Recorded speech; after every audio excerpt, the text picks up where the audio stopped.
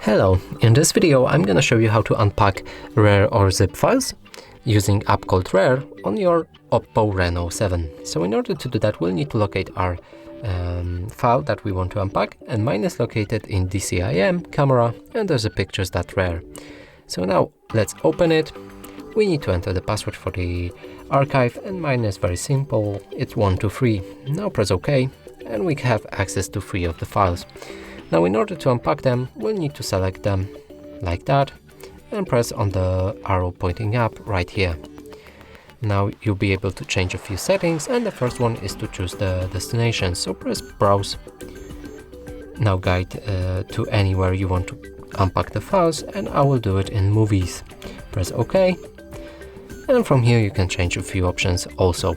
So the first one is to ask before overwrite, change it to overwrite without prompt, or skip existing files.